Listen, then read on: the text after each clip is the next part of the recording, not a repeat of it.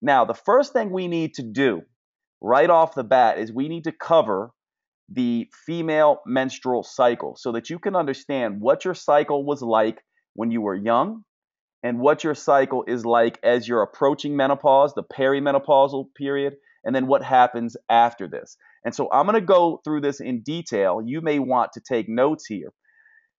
Here's where we are over on this side of this graph you see.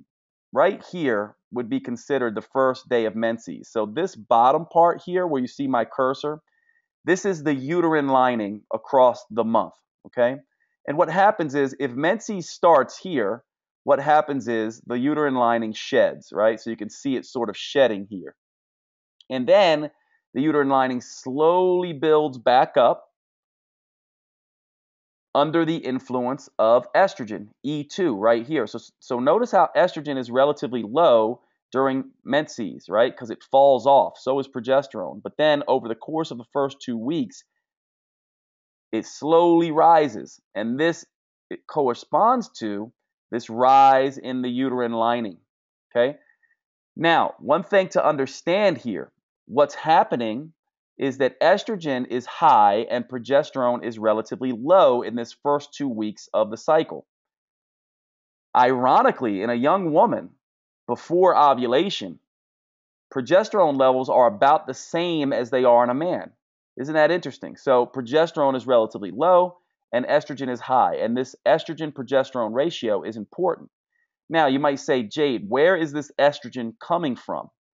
Well, it's coming from the follicle in the ovaries under the influence of a hormone called follicle stimulating hormone.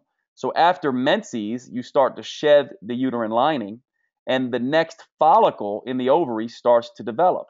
And as it develops, it starts to secrete estrogen. So follicle stimulating hormone starts to impact the ovary and the follicle right at the start of menses. Slowly that follicle develops and matures, releasing estrogen. Over that first 2 weeks, estrogen rises. And then you get to a particular point in the menstrual cycle, right? Now the follicle here is mature and ready to release this egg. At ovulation, you get another hormone surge, luteinizing hormone. See this big peak that happens? That causes this follicle to pop and rupture, which is ovulation, and release the egg. Now, here is what is important. The first part of this menstrual cycle is very different, hormonally speaking, than the second part of this menstrual cycle. Because after ovulation, this follicle becomes what is known as the corpus luteum. And that is the source of the hormone progesterone. So notice after ovulation, after this follicle ruptures and it forms the corpus luteum, all of a sudden now progesterone starts to rise.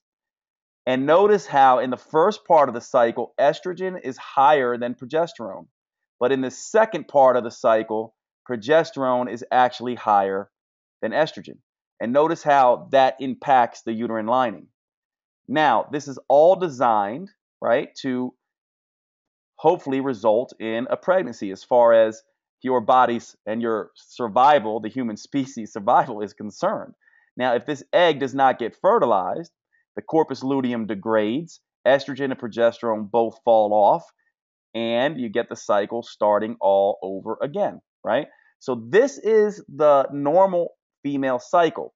Now, what happens as you begin to approach menopause? Let's talk about perimenopause first.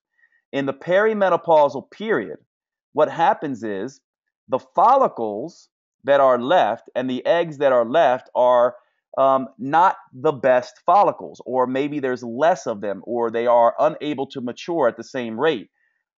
So what happens is by the time you get to ovulation here, you don't get some months you might get ovulation in a menses, but other months you don't. Your menses starts to become irregular, and that's because some of the follicles don't mature correctly and ovulation never happens. Now, if ovulation never happens, what do you think happens to progesterone levels?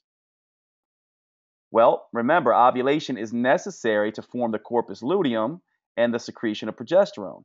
So the first thing that happens as you begin to approach menopause, in the perimenopausal period, is you will have months where you ovulate and some months where you don't, and some months where you don't, you'll have a flatlined progesterone. This causes symptoms of progesterone deficiency. Progesterone is an anxiolytic. What does anxiolytic mean? It means it is a calming hormone in the brain. So what happens is, as progesterone levels don't rise, sometimes you can start getting anxiety when you never had anxiety and worry before. Progesterone also impacts hormones like the thyroid and the hypothalamus. So you can see temperature changes. You might start to notice hot flashes. You may not start to notice during this time premenstrual syndrome like symptoms, except you don't actually get menses. You may find that you're more tired. You may find you're more stress reactive because progesterone is a cortisol inhibiting hormone. You may start to see some weight gain around the middle of your body, right? So that's what begins to happen around perimenopause. Now, what's interesting is some women use progesterone and their doctors will prescribe progesterone during this perimenopausal time to help with this. Another great herb, by the way, that we use in the alternative and complementary world is a herb called Vitex or chasteberry, which also can have some progesterone-like effects and stop some of these symptoms from occurring. Now, as you move from perimenopause into menopause, then what happens is estrogen begins to fall too. This is when you start getting even more hot flashes. Weight gain becomes even more of a potential issue. And now you start to become insulin resistant as well as more stress reactive. And so here is one of the critical pieces of information I want you to get from this. One of the most insidious and hidden forms of stress in our culture is dieting.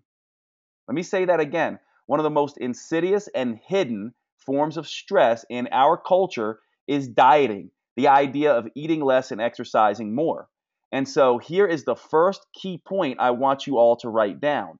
Imagine, right, you're going through this perimenopausal period and you start to see, oh my God, I'm getting all these symptoms and I'm gaining fat around my middle and weight gain is coming on. And what do you do in response? Well, you go online, right, and you search for online fat loss programs and workout programs, and you read all about how metabolic conditioning and CrossFit and all this intense stuff, sprinting and all this kind of stuff, helps with weight loss. And you start doing it. And for some of you, that may work, but for most of you and many of you, it won't. Why? Because this is also a form of stress, and you're putting your body under a form of stress that it cannot tolerate, especially now. Does that make sense to you guys? So, in other words, you're cutting calories and you're exercising more, hoping to stop some of this weight gain, and you may stop it for a short time, but you end up becoming exhausted. You may end up hurting yourself, and it may actually stress your body out further, leading to more of the issues you're trying to avoid, including leading to the issue of yo-yo weight regain or the inability to lose weight. That is the first part that I want you to understand. Just to repeat, because it's so important, eating less and exercising more and dieting like crazy and working out like crazy, doing all these programs designed for 20-something male bodybuilders and 30-something female fitness models can overstress the system at a time that it cannot handle that extra stress.